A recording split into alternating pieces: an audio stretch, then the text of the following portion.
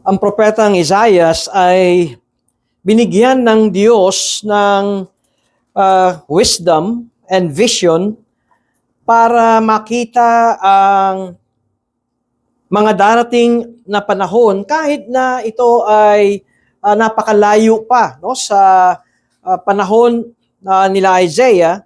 Ngunit magugulat tayo na ang kanyang mga propesiya at pangangaral ay patungkol sa mahabang panahon pang darating. Katunayan, dito sa ating sermon sa umagang ito, ang kanyang mga sinasabi ay kung ano ang mangyayari sa katapusan ng mundo.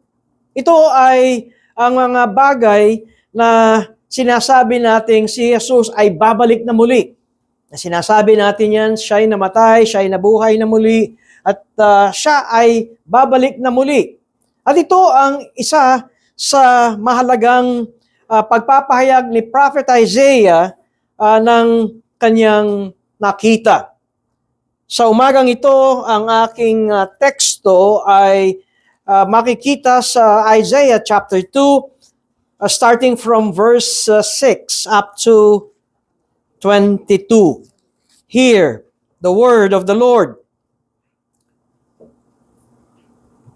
For you have rejected your people, the house of Jacob, because they are full of things from the east, and of fortune tellers like the Philistines. And they strike hands with the children of foreigners. Their land is filled with silver and gold, and there is no end to their treasures. Their land is filled with horses, and there is no end to their chariots. Their land is filled with idols. They bow down to the work of their hands, to what their own fingers have made. So, man is humbled, and each one is brought low. Do not forgive them. Enter into the rock and hide in the dust from before the terror of the Lord and from the splendor of his majesty.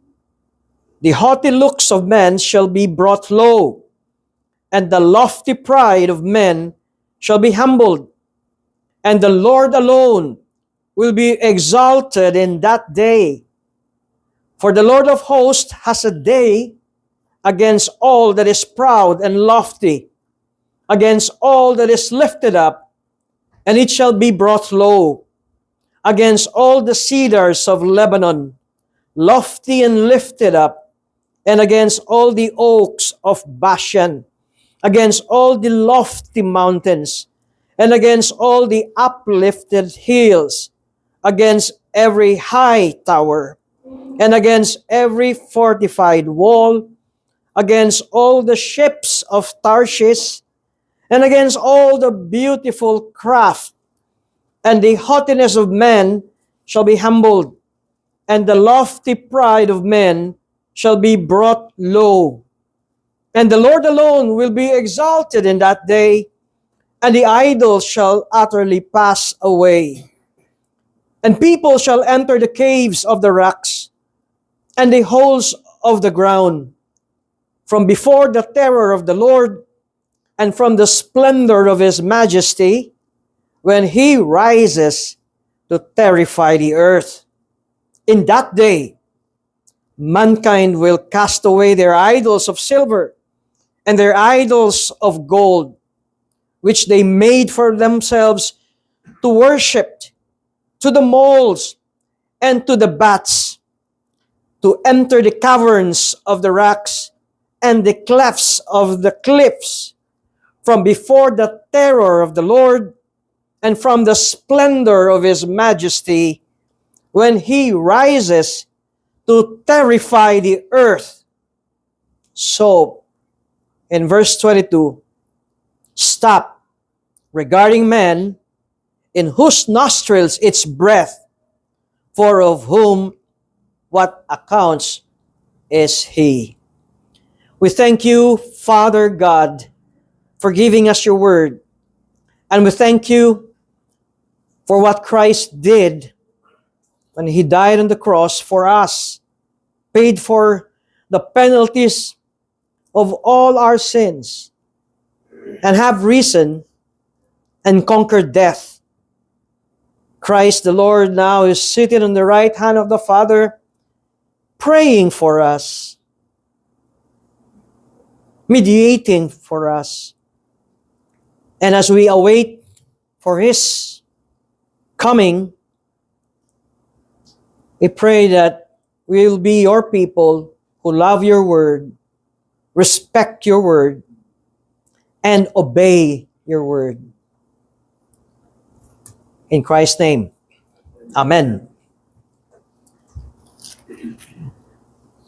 Kung masasariwa pa ninyo yung nakaraan natin na passage, na nag-start tayo sa chapter 2 verses 1 to 5, ay isang napakagandang pandinig sapagkat sinasabi ni Prophet Isaiah na this will come to pass in the latter days, na ang bundok ng Panginoon ay magiging pinakamataas, the highest of the mountains, and shall be lifted up above the hills. Ang totoo, the mountain of the Lord, ang Mount Zion, is not the highest mountain nung mga kapanahon iyon. Mas mataas pa nga yung bundok ng Olibo, the Mount of Olives.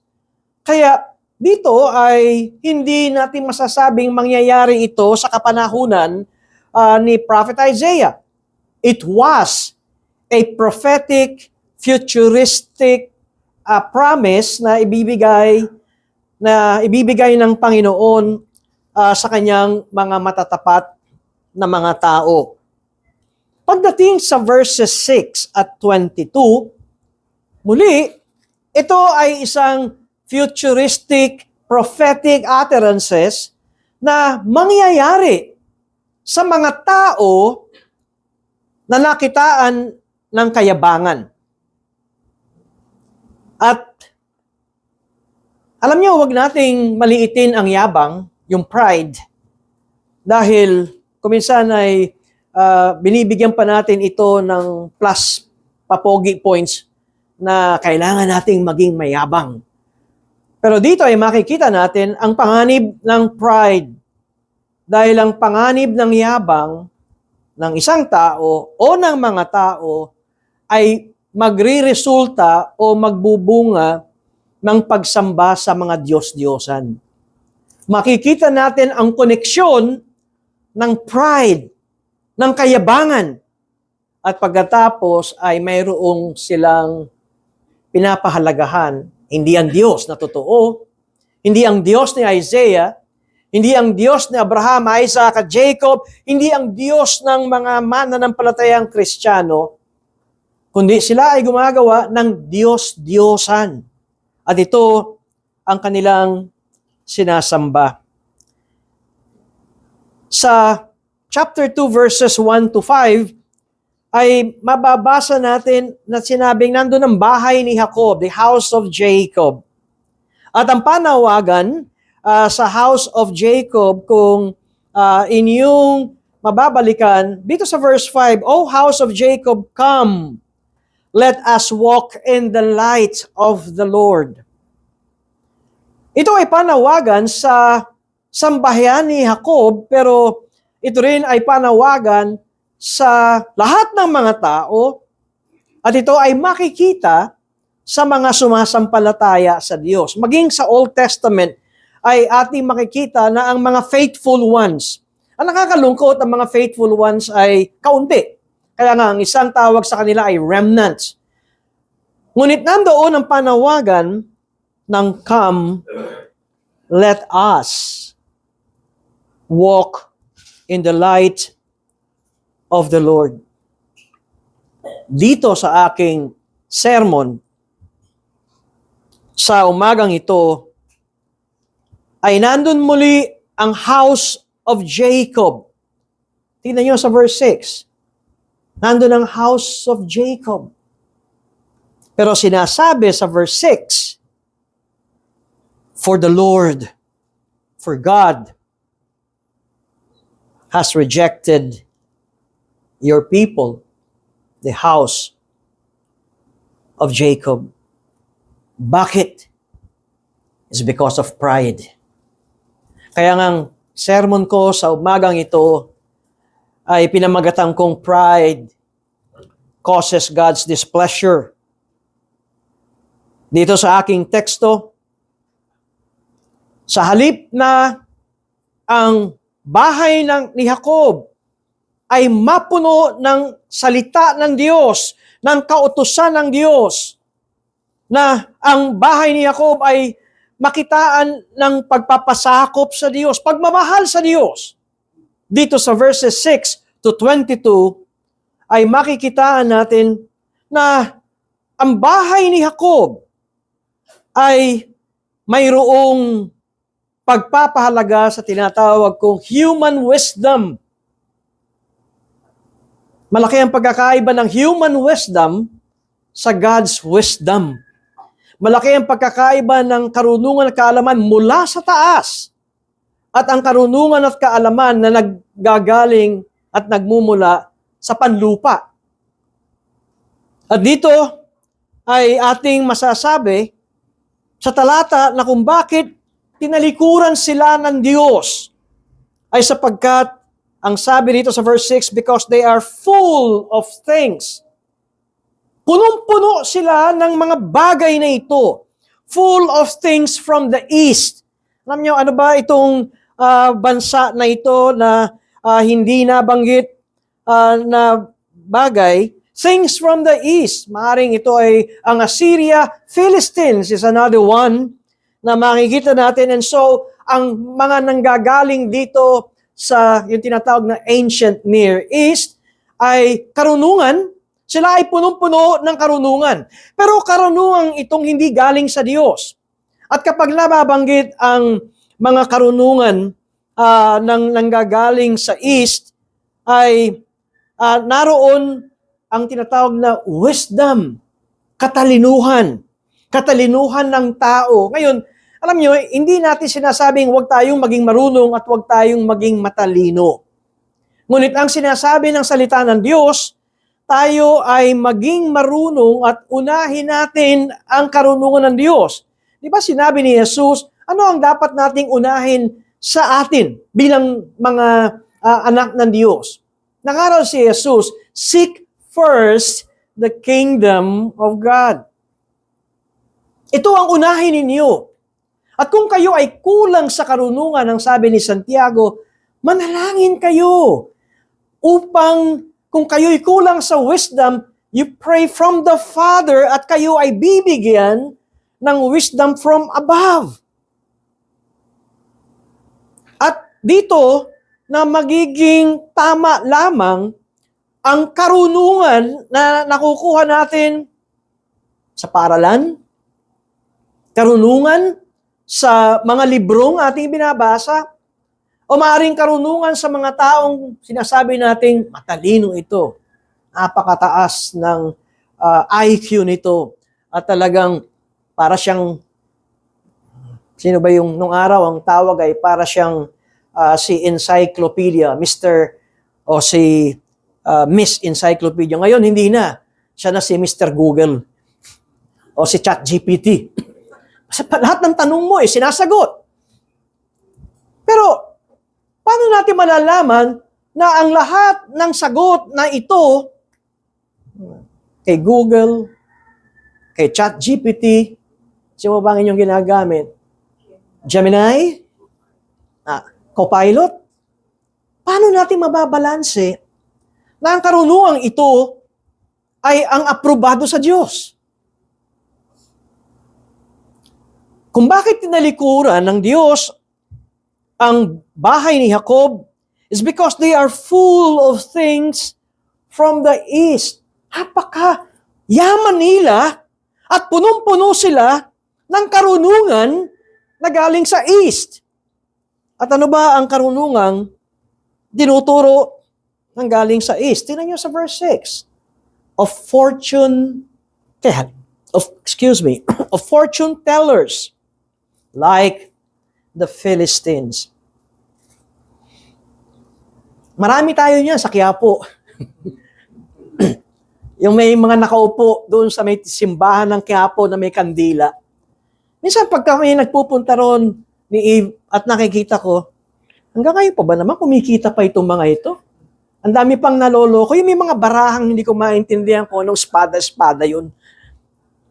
Pero mapapansin niyo kung ano ang mga tinatanong. Minsan gusto kong tumabi at pakinggan kung ano yung kanilang gustong tanongin. Ang totoo, lahat ng lumalapit sa fortune tellers, ayun na lang pangalan fortune. Di ba? Paano ba ako yayaman? O kaya ay, ang lahat ng tinatanong nito ay, ano ang mangyayari sa kinabukasan ko? Napansin ba ninyo ang mga manghuhula? Pero, sa isipan ko nga nung ako'y bata pa nagbabayad ka sa kanila. Anong tawag sa kanila? Manghuhula. Ibig sabihin, tatama o hindi. Hula nga And yet, maraming nalilinlang na mga tao, kababayan natin. Pag wala na ako nakitang mga nakaupo na may baraha at kandila, lugi na sila. Naliwanagan na, nagising na ang ating kababayang Pilipino. Pero hanggang ngayon ay meron pa rin. Hindi ko alam kung dito sa ating barangay, meron pa rin taong kilalang mananawas. Yung ganun. Nakita ko na yan, yung merong palangganang maliit, may kandila at may tubig at kung ano at biglang huhulaan sa patak ng kandila. Ito ang mga fortune tellers. And so they are full of human's wisdom. They are full of fortune telling. At pagkatapos, pag tinignan natin, and they strike hands with the children of foreigners, the land is filled with silver and gold. And there is no end to their treasures. Alam niya ba ang pinakikita rito? Kung bakit hinahabol ng House of Jacob ang mga nakatira sa east? Pera. Nakita nilang mayaman. Mayaman ang bayang ito. And so they are full of human wealth and power.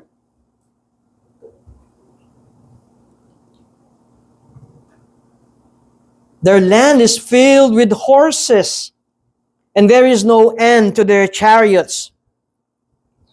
Ang isang sukatan ng panahong yaon ni Prophet Isaiah na sila ay number 1 pagdating sa military strength ay ang chariots and horses. Kasi yan ang bilang ng kanilang mandirigma. Kaya hinahabol din ito ng House of Jacob dahil may katalinuhan, hindi maubos ang yaman, at pag ikaw ay nandoon o gagayahin mo, hindi ka nakakayang talunin. Ikaw ay secured na sa iyong territorial area. Ngunit, nabanggit din dito sa verse 8, their land is filled with idols. Kung bibigyan natin ng emphasis ito, the house of Jacob were full of human wisdom, were full of human wealth and power, at also full of human-made idols. Sa mata ng tao, they have the true splendor na masasabing sa balat ng lupa, numiningning at kumikinang sila. Pero may kulang. Wala ang Diyos sa buhay nila. Iyon ang kulang. Ang Espiritu Santo sa buhay nila. And so, ang sabi sa verse 9, so man is humbled, and each one is brought low. Huwag niyo silang patawarin. Si Isaiah ba nagsasabi sa Diyos, huwag niyo silang patawarin.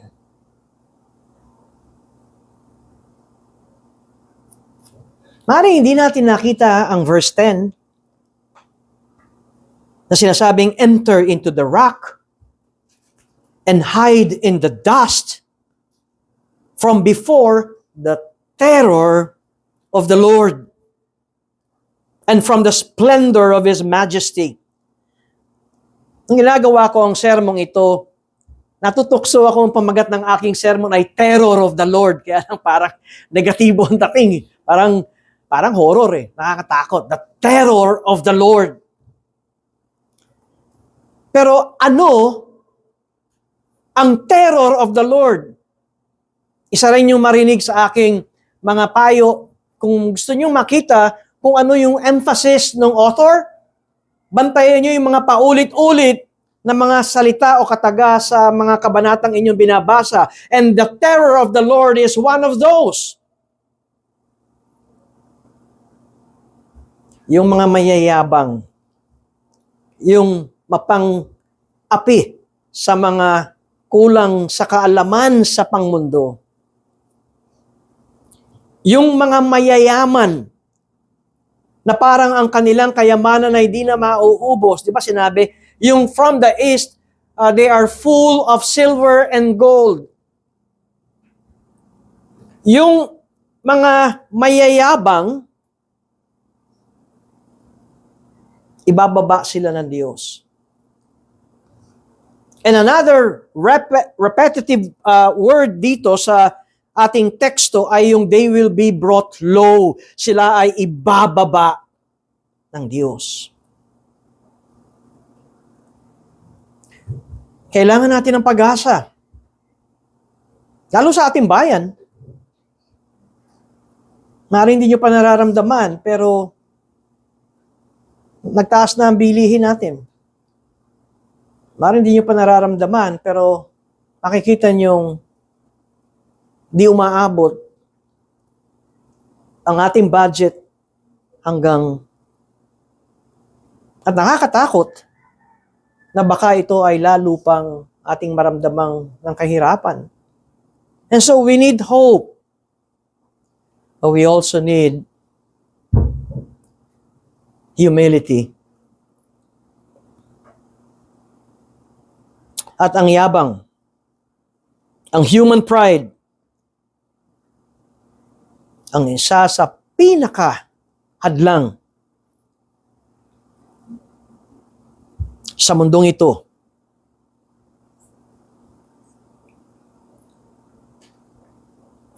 Na sila ay lumapit sa Diyos.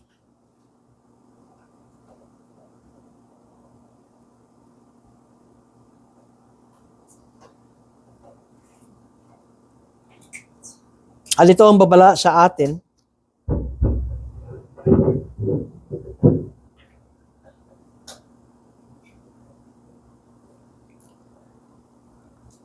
Ang sinabing sa verse 9, do not forgive them.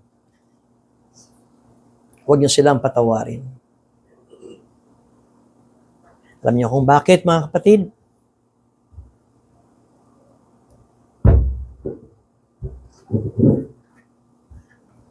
Because there can come a point of no return. Ulitin ko. Ang tawag sa kanila ay bahay ni Jacob. At sa Old Testament, ang bahay ni Jacob ay ang siyang bahay o lugar na pinananahanan ng Diyos. Hindi dahil sila ay pinananahanan ng Diyos ay okay na kahit anong buhay nila. O kaya pwede mo sabihin, I am saved by grace, kaya okay na kahit anong buhay ko. Ligtas na ako. Here comes the warning. Ano ang punong-puno sa iyong puso at isipan? Are you full of pride? Are you full of wisdom from the world? Is your mind o yung isipan mo ba, yung puso mo ba, ang hinahabol ay pera, kayamanan, o ang kaharian ng Diyos?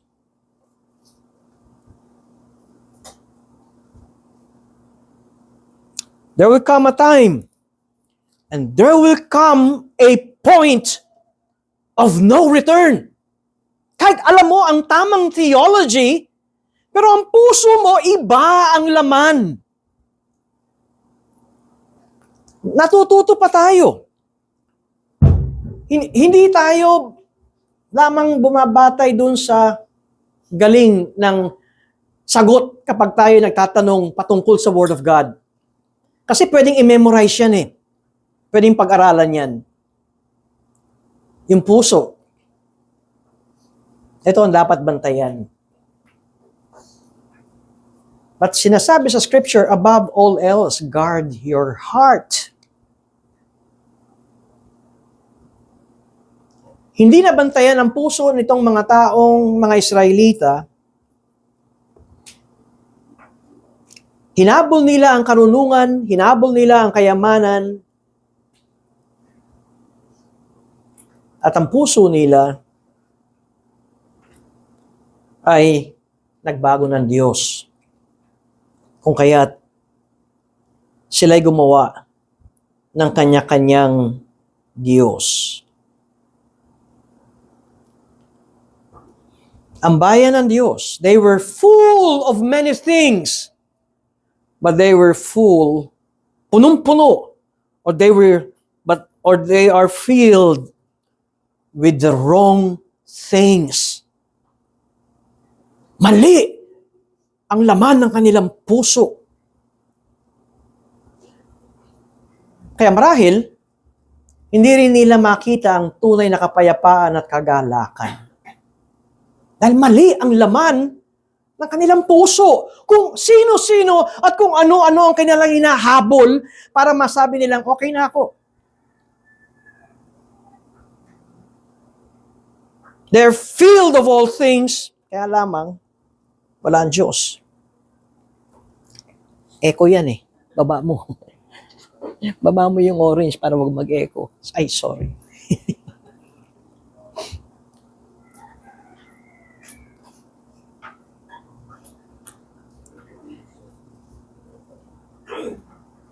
Kung minsan akala natin ang Diyos-Diyosan ay yung mga ribulto.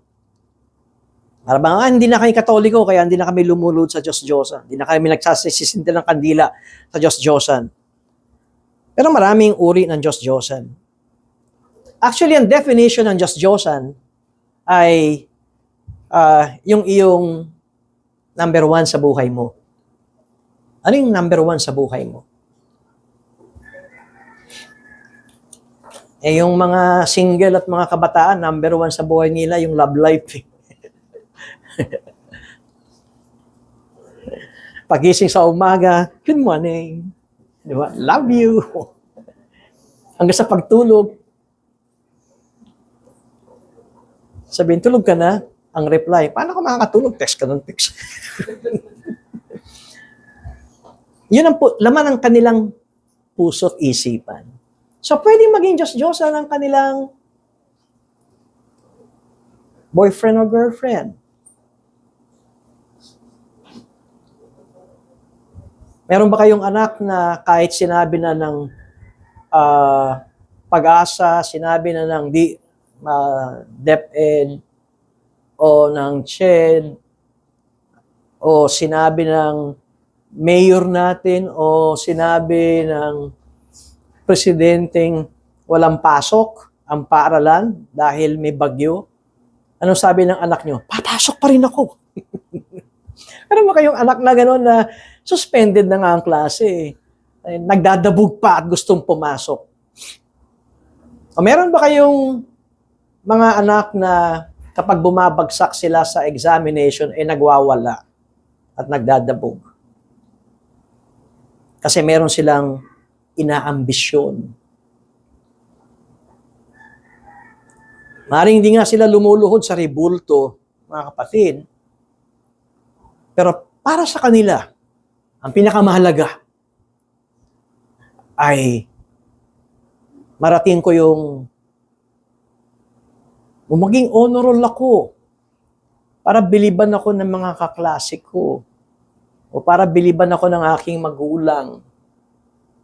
Very subtle, di ba? And yet, yung puso kasi ay hindi natin nakikita. O merong mga magulang, ang kanilang Diyos-Diyosan ay yung kanilang cute na anak. Nagagawin ng lahat para maitaas. Pati sa paggastos ay para sa anak natin yan. Kaya okay lang yan. Again, you would see na tayo ang gumagawa ng Diyos-Diyosan natin. Di ba sinabi ni Prophet Isaiah, yung Diyos-Diyosan natin ay gawa ng tao. Ay yung kanyang ginamit galing sa kahoy, inukit, at pagkatapos na matapos ang gawa sa kahoy, at marami ito sa scripture, yung karpintero, pumutol ng puno, yung kalahati, ginawa niyang panggatong, at yung kalahati, ginawa niyang kanyang Diyos-Diyosan. Yung mga inuukit, gawa yan ng mga sculptor, di ba? Gawa yan ng mga magagaling na mayroong talento sa paggawa. At yun ay niluluhuran. At binibigyan ng parangal.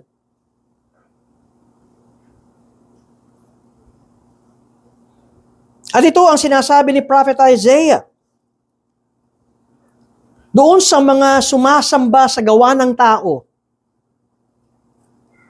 ang sinasabi ni Prophet Isaiah rito, gawa nyo ito, at pagkatapos ginawa nyo Diyos. Ngayon, hindi lang rebulto ang tinutukoy ko, meron tayong mga ginawa, meron tayong mga accomplishments, meron tayong tinatahak, at itong ginagawa nyo Diyos, ito ang laman ng lahat sa buhay mo.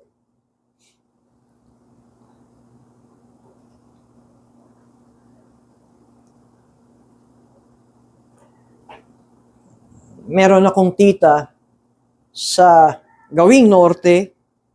Ang ganda ng bahay, gawa sa Nara. Kaya lamang ay kapag ka nag-iimbita pero parang ayaw mag-imbita pag nandun ka sa bahay, kasi pagpasok mo sa bahay, nakasunod siya sa iyo na meron 2 lampaso na sinusundan ka. Kasi ang linis eh. Kuminsan, sinabi niyo, pumunta kami dito, pero parang ayaw niyong dumihan namin yung bahay. At talagang lahat ay maayos. At ang kwento ng kanyang asawa, ang aking tito, para sa kanya, ito nagbibigay ng kapayapaan. Yung kanyang ginawang bahay. Marami. Yung iba naman kotse. O motorsiklo. Mas nauubos ang panahon sa kotse, sa motorsiklo. Iba, trabaho. O yung iba, asawa. Kung anong sabihin mo, dear. Diba? Yan na yan. Tayo ang gumagawa ng ating mga Diyos. At itong sinasabi ni Prophet Isaiah, paano tayo matutulungan ng ginawa nating Diyos-Diyosan?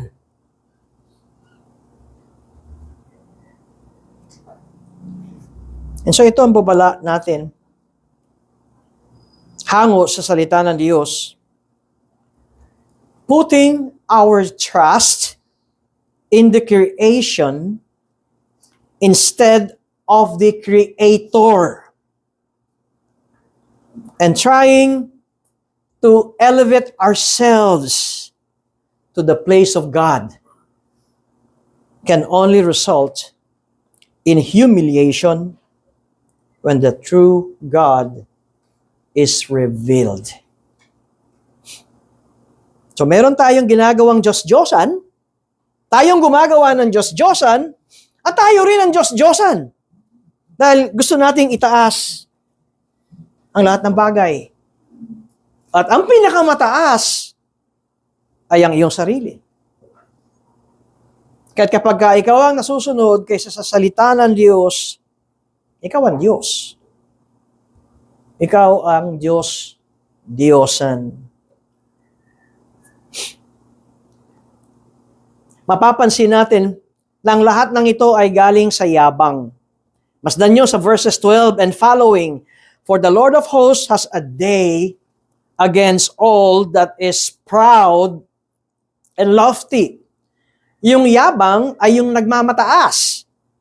At sinasabi ni Prophet Isaiah, may araw yang mga taong yan.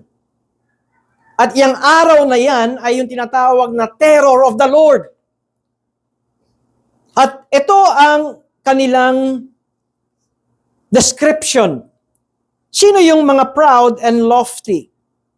All that is lifted up. At ang nagmamayabang at nagmamataas, ulit, nakita niyo yung repetition of word, they shall be brought low. Ang cedars of Lebanon ay isang uri ng puno na mataas at napakatayog. Yan ang una. Lofty and lifted up.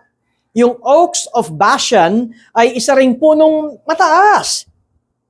At sinasabi rito, yung mga matataas na puno, all the lofty mountains, ang mga nagmamataas against every high tower, toring matataas. Fortified wall, para bang kung bakit mo ginagawa yan ay para ikaw ay maging secured sa buhay mo, secured ang pamilya mo. The ships of Tarshish, at nabanggit dito against all the beautiful craft. Alam niyo, magaganda mga barko ng Tarshish. Kilala sila sa shipping navigation, pangkaragatan. At napakaganda kung bakit tinawag itong beautiful craft ay kapag sumakay ka rito, para kang nasa business class. At pagkatapos sa verse 17, ang banggit dito ang yabang ng tao. Muli, nakita nyo, they shall be humbled. At pumasok dito ang idols, and the idols shall utterly pass away. At ito mangyayari dahil sa terror ng Diyos. So verse 19, and people shall enter the caves of the rocks. Kailan mangyayari ito? Pag binasa natin ang Revelation sa pagbabalik na muli ng Panginoon. Itong mga mayayabang na ito at sumasamba sa Diyos-Diyosan at pera ang kanilang Diyos at alam nyo, pleasure. May mga tao, ang kanilang Diyos-Diyosan ay yung karangyaan at sarap ng buhay at pakiramdam. Sa pagbabalik ng Panginoon, magsisisi ba sila? Hindi. Kasi sinabi rito, and these people shall enter the caves of the rocks and the holes of the ground from before the terror of the Lord. Hindi ba't dapat alam mo nang babalik na ang Panginoon ay ikaw na ay magpakumbaba sa Diyos at aminin mo ng lahat ang iyong mga Diyos-Diyosa na sinasamba, ang iyong kayabangan at lahat ng hinahabol mo, sa halip sila'y umiiwas at sila'y nagtago.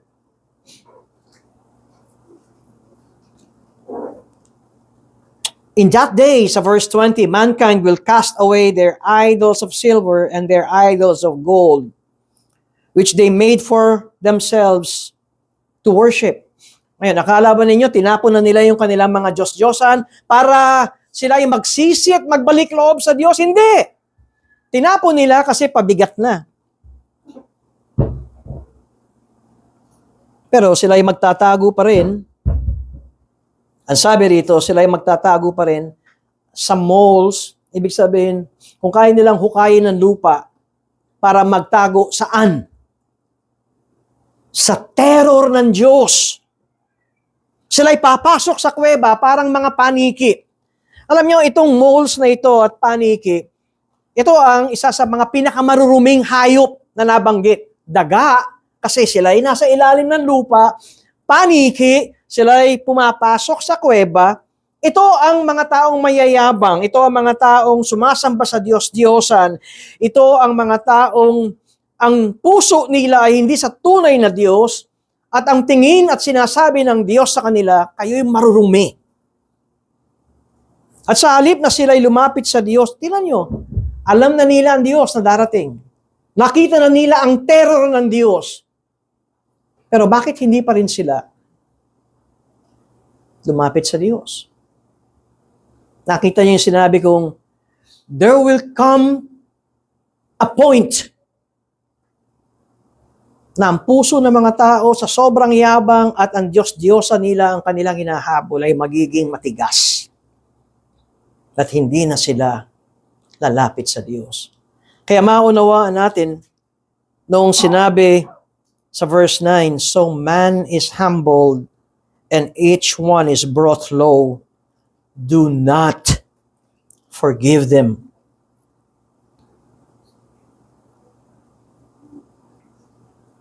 At ang sabi sa verse 22, meron ba kayong idolong tao? Iniidolo nyo ba sino ang iniidolo nyo sa buhay nyo? Huwag nyo ilagay ang inyong idolo o Diyos sa tao.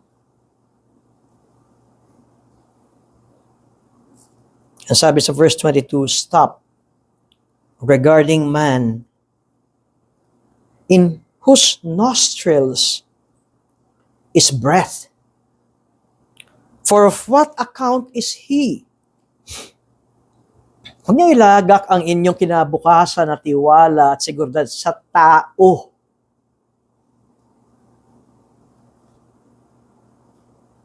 At dito sa ating pag-aaral ay nakita natin ang opposites. Nakita natin yung chapter 2 verses 1 to 5, ang mga pinagpala ng Diyos, at verses 6 to 22, ang makakaranas ng galit ng Diyos, ng terror ng Diyos. Alam niyo sinasabi ni Prophet Isaiah dito? Anong problema niyo? Itong sinasabi ni Prophet Isaiah. Ano ang problema ninyo? Hindi pa ba sapat?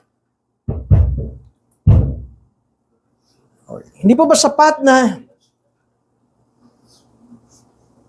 yung mga karanasan natin, kung paano tayo niligtas at iningatan ng Diyos at pinakain ng Diyos sa panahon na tayo tagutom, hindi pa ba sapat yun? Ano ang problema ninyo? Bakit parang habol na habol pa rin kayo sa gawa ng tao?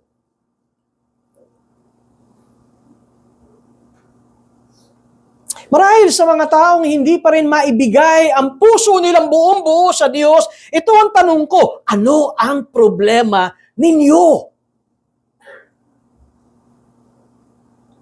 Ang sinasabi ni Prophet Isaiah, tanggalin lahat ng mga balakid ng paglapit natin sa Diyos. Ito ang isang tanong. Nakakatakot ba ang Diyos? Kung ba't umiiwas ang tao sa Diyos? Is God a threat? Ang totoo, ang tunay na makapagbibigay ng kagalakan sa tao ay ang Diyos.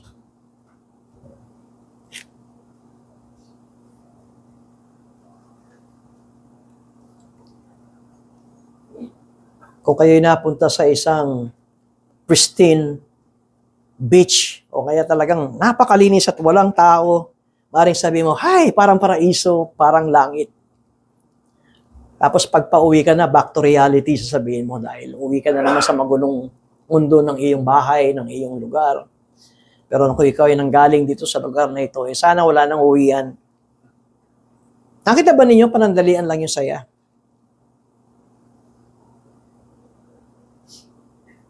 What is the chief end of man?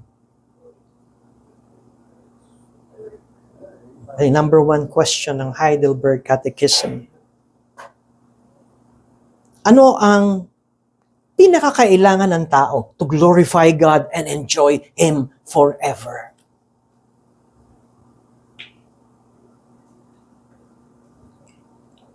Mapalalahanan tayo kung gaano kapanganib ang masyado kang believe sa sarili mo at diskarte mo at sarili mong kaparaanan, hiwalay ang Diyos.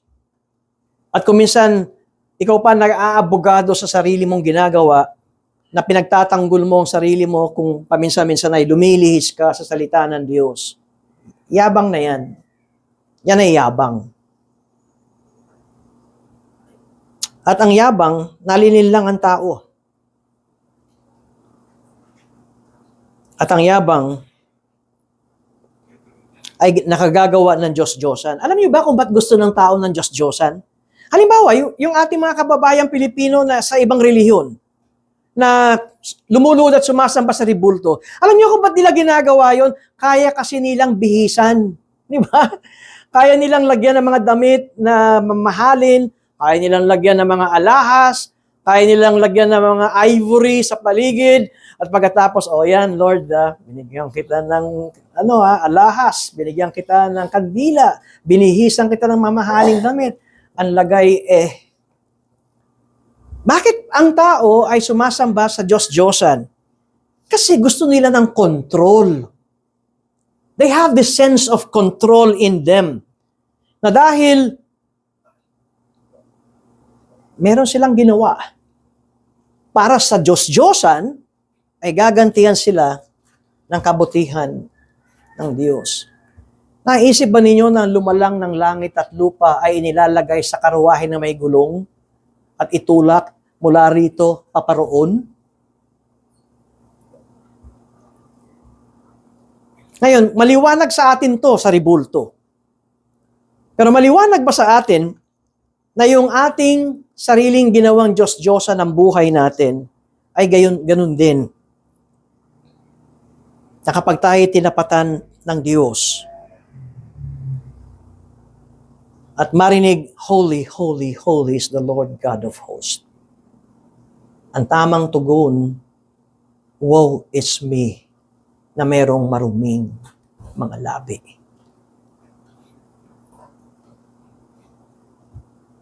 Pero napansin ba ninyo na ang Diyos-Diyosan ay talagang sa isipan ng mga tao ay precious? Dito lamang sa ating kalye, meron dyan Diyos-Diyosan sa may kantong malapit sa amin, nakabahay ng salamin. Yung mga minsan, yung mga Diyos-Diyosan na may mamahaling mga alahas, binabalutan ng rehas o kaya ng salamin, proteksyon.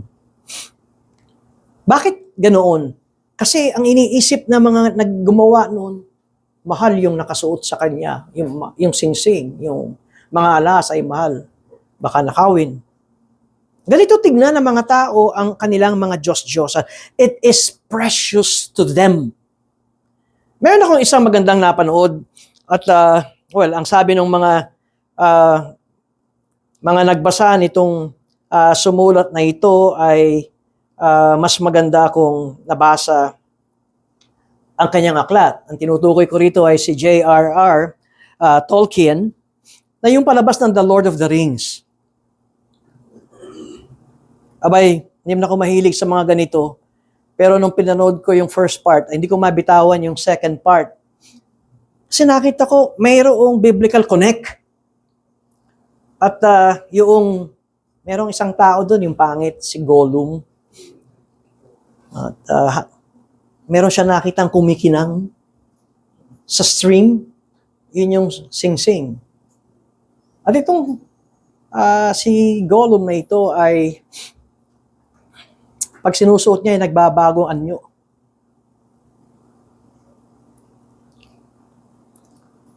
At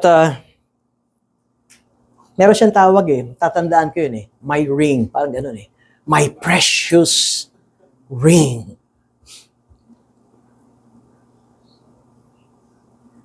At ito rin ay napunta sa bida ng Lord of the Rings. Merong angking kapangyarihan, nawawala, lumalakas, yumayaman, pero nag-iiba. para ba nagmomorph, nag-iiba ang kanilang anyo. At nahahatak sila ng kapangyarihan ng singsing na yun, sumasama sila. And so makaka-relate tayo. Yun ang Diyos-Diyosan. Kaya hindi mabitaw-bitawan yung Diyos-Diyosan kasi yun ang nagpapayaman sa kanila, nagpapalakas sa kanila, nagpapaganda ng kanilang imahen. Pero ang totoo, kapag kanila itong suot, ang imahen talaga nila ay napakapangit. Ano yung katapusan ng Lord of the Rings? Kailangang itapon yung singsing doon sa isang lugar, yung Mount of Doom, para matapos na ang hawak ng kapangyarihan ng singsing sa kanila. At kung mapapanood niyo yun, habang sila'y papunta roon sa Mount of Doom, ay urong-sulong at ang daming pagsubok na nagpasya na sila na kailangan itapon ito. Pero nung mismong nandun na sila sa bundok na yon, ay di mabitawan. Dahil nga, it is a precious ring.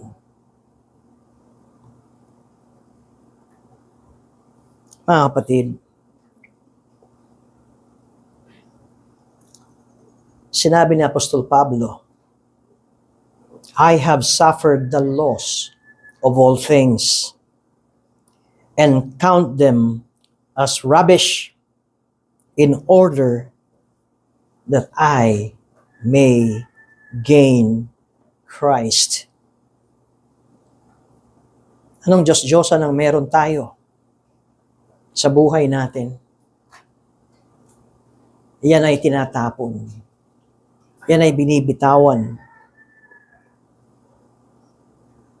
Ang tanging kailangan natin ay si Kristo.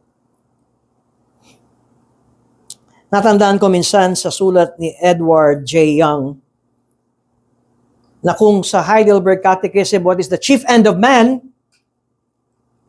Si Edward J. Young naman ay nagsabing, the greatest need of man is to reject man. The greatest need of man is to reject man. At kung dagdag natin yung Heidelberg Catechism, and humbly to live for the glory of God alone. In closing, talaga bang naniniwala tayo mga kapatid? Sapat na ang pangako ng Diyos sa buhay natin sa mundong ito. Itatapon ko uli sa inyo. Talaga bang naniniwala tayo na itong binabasa natin sa Biblia ay sapat na tayo ay bigyan ng kasiyahan, kagalakan at kapayapaan ng pangwalang hanggan?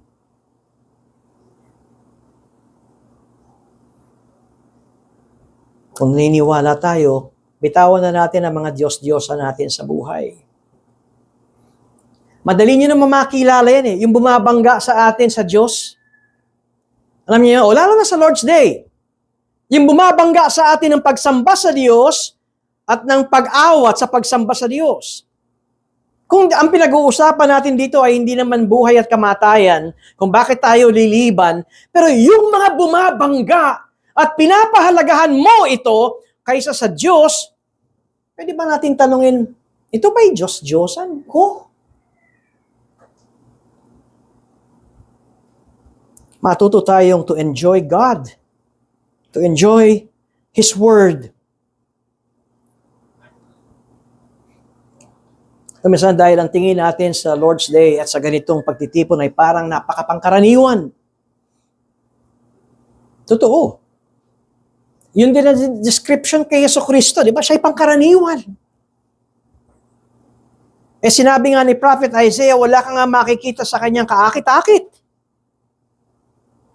Pero ito ang disenyo ng Diyos na ang pangkaraniwang Panginoong Jesucristo ang siyang magiging Panginoon ng mga Panginoon at Hari ng mga hari. Sanayin natin mga kapatid, bigyan ng prioridad na may kababaang loob ang salita ng Diyos. Sapagkat ang tagumpay ng Panginoong Hesus sa krus at ang kanyang pagkabuhay na muli ay sapat na sa bawat isang anak ng Diyos na magbigay ng kumpletong kaligayahan ng pang-walang hanggan. Manalangin tayo. Kami nagpapasalamat, Panginoon, sa mensaheng ito. Nawa, huwag niyo pong pahintulutan na mapakinggan namin sa kabilang bahagi ng tainga at lumabas agad to sa kabilang tainga. Maibaon po ninyo ito sa aming isipan. Sa ngalan ni Jesus. Amen.